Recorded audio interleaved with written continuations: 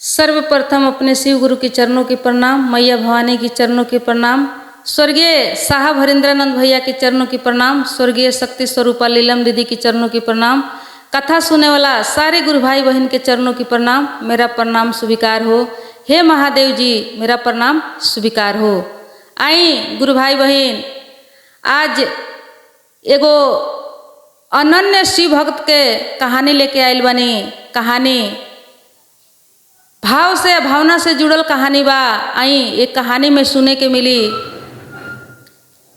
कि एगो भक्त के, सच्चा भक्त के भाव कैसन होला, भावना कैसन होला। काहे कि मन में जब भाव हो जाई तब भाव के भूखा भगवान है। भगवान के हमने के कितनो एक थरिया फल प्रसादी चढ़ावल जाई, अर्पित कइल जाई, लेकिन भाव ना होई तो प्रसादी के कोनो मोल, कोनो मूल्यांकन, कोई कीमत नहीं है। तो एगो भक्त के आई देखी कैसन भाव बा, कैसन भावना बा। भाव से आ भावना से जुड़ल एगो अनन्य शिव भक्त के कहानी सुनल जाओ। यदि कहानी अच्छा लगता गुरु भाई बहन तो कहानी के सुन के वीडियो के लाइक कर जाई, चैनल के सब्सक्राइब कर दियाई, आ शेयर कर जाई।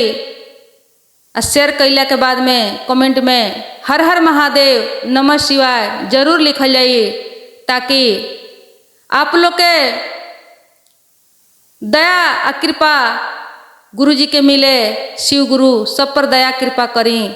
हम अपना शिव गुरु से यह कामना करें कि सब गुरु भाई बहन के अपन दया, अपन कृपा बनौले रखें। हे शिव गुरु, जैसे हमार गुरु बानी, जैसे हमरा दया मिल रहल बा, वैसे ही सबके दया मिलो।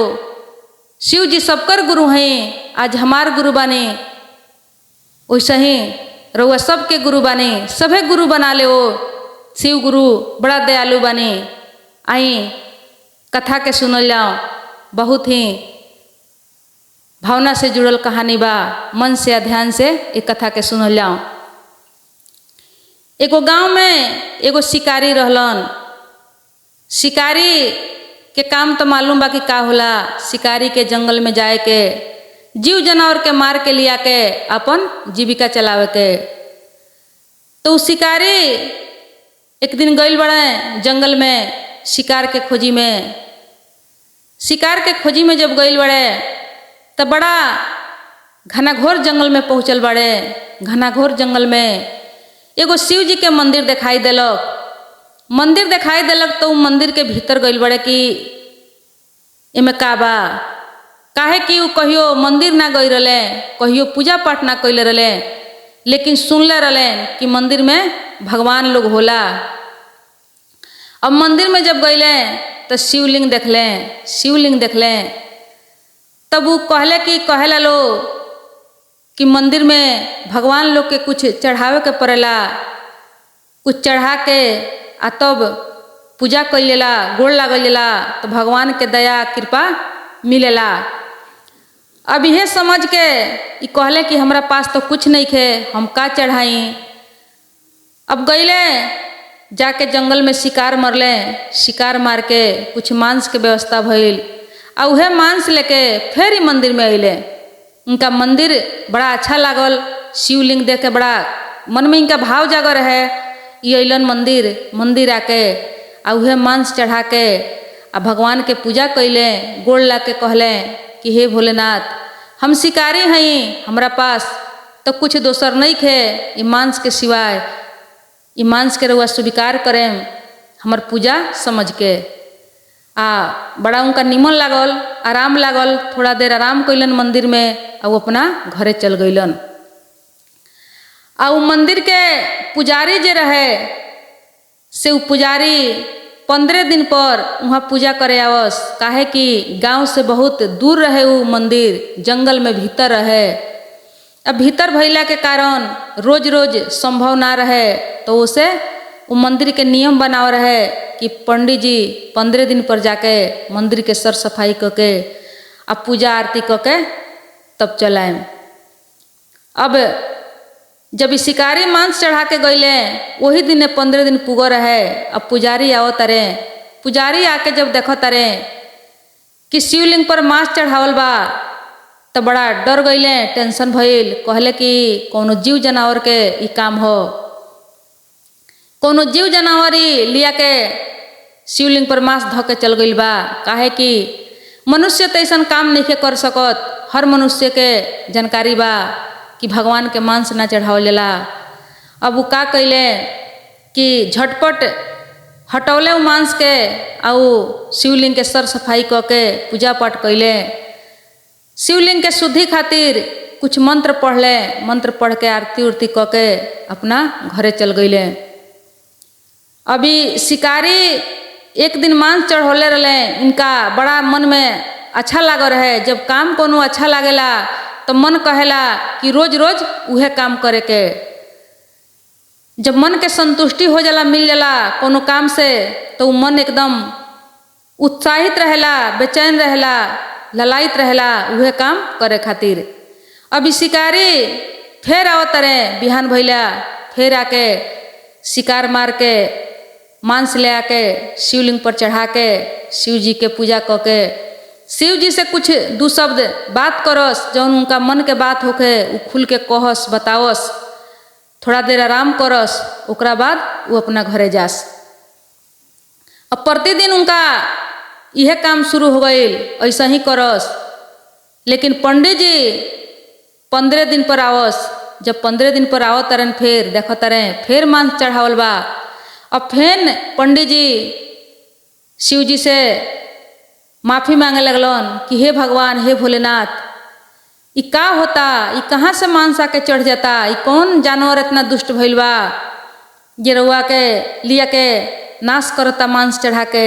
अब फिर सर सफाई क के पूजा पाठ क के कुछ मंत्र वंत्र पढ़ के आ फिर अपना घरे चल गईलन।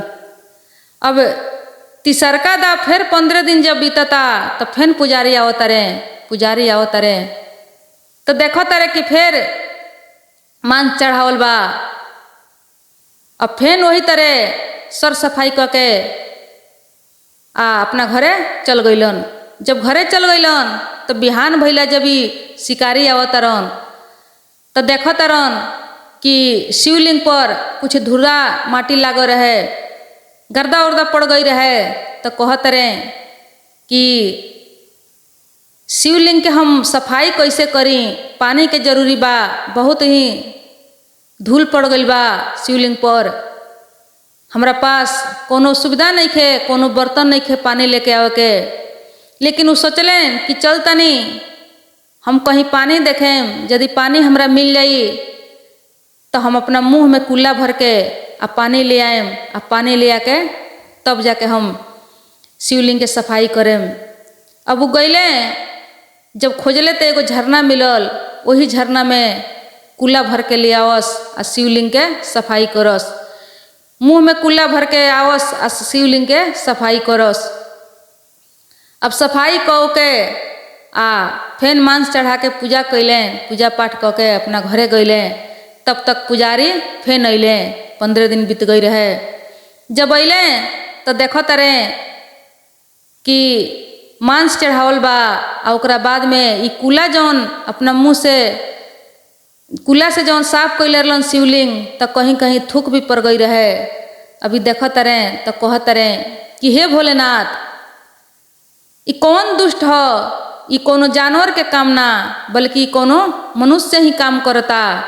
काहे कि देखी कहीं कहीं थूक भी लौकता, आई मांस चढ़ावल बा, ई कौन पापी कौन दुष्ट आदमी ऐसा कर्म करता और वह देखतनी बर्दाश्त करतनी, ओकर सजा नहीं देत, ओकरा के दंड नहीं देत। काहे ऐसे होता हे भोलेनाथ, ई कौन रउआ से बलवान कौन हो गल बा, कौन पापी ऐसा कर्म करता, काहे ऐसा करता हमरा भोलेनाथ के। अभी पुजारी डर के रोत रहे, अपना भोलेनाथ से कहत रहे कि कौन पापी हो, ओकरा के रउआ दंड दी, ओकर सजाए करी हे भोलेनाथ, ताकि ये कुकर्म ना करे, रउआ के ना परेशान करे। अब उतना बात महादेव जी सुन के वहाँ प्रकट भइनी प्रकट होके कहतनी कि हे पुजारी, अरे कोनो पापी दुष्ट के काम ना हो, ये हमरा एगो अनन्य भक्त के काम हो। जौन भक्त के निर्छली बा, ओकरा मन में छल पाँच नहीं खे, ओकरा कुछ मालूम नहीं खे कि का चढ़ावे के चाही या का ना चढ़ावे के चाही। उ हमर एगो पुजारी, हमर एगो भक्त ई काम करेला, जौना के अनन्य भक्त कह सकल जाता। तब पुजारी कहले कि कौन ऐसन भक्त बा जे मांस चढ़ावता, ओकरो के रउआ स्वीकार करतनी। तब महादेव जी कहनी कि तू कल अइह, आके एगो झाड़ी में छुप जइह, आ हमरा भक्त के तू खुदे देख लिह। अब महादेव जी बता के अंतर्ध्यान हो गईनी, और पुजारी अपना घरे गईले। फिर कल सवेरे आवत रे, आके एगो झाड़ी में छुप गईले। झाड़ी में छुप गईले, तब तक उस शिकारी आवत रे कुछ मांस लेके जब आवत रे तब देखत रे कि काल वाला मांस जौन बा वही जब पड़ल रहे। अब देख के कहत रे कि हे महादेव जी,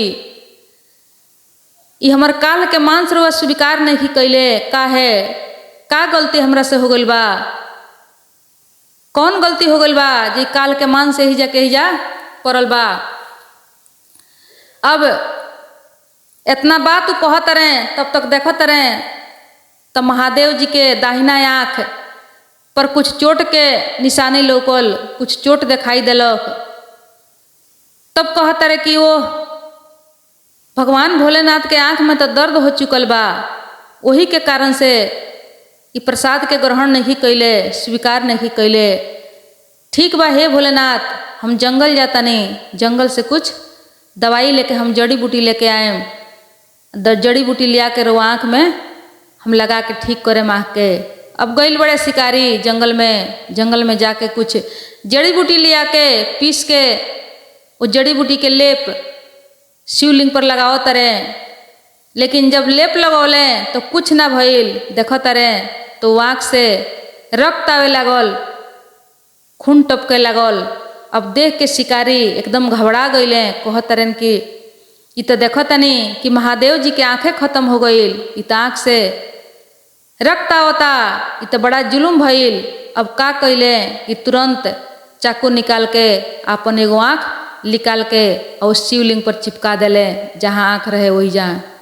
अब पुजारी इतना जब देखत रहे तो एकदम विभोर हो गईले, डगमगाए लगले कि बाहरे भक्त, भरसक भगवान ए भक्त से खुश बानी, अनन्य एकर नाव धैले बानी। ऐसन भक्ति तो कोई से हो नहीं खे सकत। ये अपन आँख तक ले निकाल के भगवान के समर्पित कर देलक। हम इतना दिन से पूजा पाठ कैनी, लेकिन ऐसन भक्ति हम ना कर पौनी। इस शिकारी के वजह से भगवान भोलेनाथ से हमरो दर्शन हो गइल बा।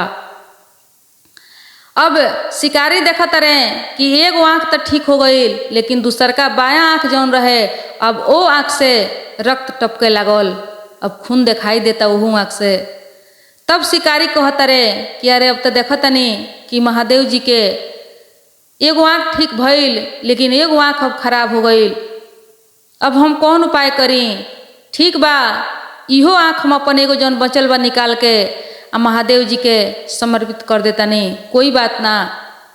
तो कहले कि देखता नहीं कि अब इहो आँख जब हम निकाल लेम तो ये आँख कहाँ लगावे के बा, ये तो हमरा दिखाई ना दी, काहे कि दोनों आँख हमर गायब हो जाई, हम अंधा हो जाएम। तो ये आँख हम लगाएम कैसे, हम कौन उपाय करी? तब फिर सोचता रहें कि एगो काम करतनी, ये आँख जहाँ हमरा लगावे के बा ओइजा अपन पैर रख देतनी, पैर के निशानी रही तो हाथ से पकड़ के वही जहाँ हम आँख लगा देहम। अब का कैले कि चाकू निकालता रहे, अपन पैर जौन बा महादेव जी के आँख पर रख के, पैर के रख दिले बड़े आँख पर, बायां आँख पर निशानी खातिर, आ चाकू निकाल के जैसे अपना आँख के ओर बढ़ावता रहे, तब तक महादेव जी वहाँ प्रकट हो गईनी। प्रकट होके आ शिकारी के हाथ पकड़ लेनी, शिकारी के हाथ पकड़ के आ कहतनी कि धन्य बानी हम, जैसन भक्त हमरा मिलल बा। अब देख के शिकारी अचम्मो में पड़ गईलन, महादेव जी के चरण पर गिर गईलन, पुजारी भी अइलन। पुजारी भी आके महादेव जी से कहतरन कि हे भोलेनाथ, अवश्य में ऐसन भक्ति कोई से नहीं हो सकत, ऐसन भक्त हम कहीं नहीं देखले। महादेव जी बड़ा प्रसन्न भइनी, खुश भइनी। शिकारी के एगो वरदान देनी कि आज से तू हमर एगो भक्त हो गइल। तोहर अन्य कल्पा नाव रही आ यही नाव से तोहरा के लोग जानी। तोहर कथा कहानी जे सुनी ओकरा घर में सुख शांति के प्राप्ति हुई, सब कुछ सुखी जीवन मिली। हमार कृपा सब पर रही। तोहर कथा जे सुनी, तोहर नाम चर्चा जे रखी सुनी सुनाई, ओकरा घर में हरदम सब चीज़ भरल रही, कुछ के कमी ना होई। वहाँ हमर दया हमर कृपा बरसत रही। काहे कि आँख के दान करे वाला हर चीज़ कोई दान कर सकता, लेकिन अपन आँख दान करे वाला भक्त सबसे पहला तूहे बाड़। तोहरा खनी कोई त्याग कोई बलिदान नहीं कर सकत। तू अनन्य भक्त हुआ। अनन्य भक्त के नाम से उनका के प्रसिद्ध कैनी महादेव जी। अपन दया कृपा देनी, उनका के अपन भक्त बनौनी। तो यह रलो आज के कथा के रहस्य। काहे कि महादेव जी या कोई भगवान केवल भावना आ भाव चाहिए। भाव के आगे भगवान लोग के बेबस होके के पड़ेला। भाव में इतना शक्ति बा, श्रद्धा में इतना शक्ति बा। ताई गुरु भाई बहन आज के कथा समाप्त भइल। आई अनन्य भक्त के कथा सुनी, अपना मन में धुनी कि कथा कैसन रहल। तब तक प्रणाम, नमस्कार, हर हर महादेव।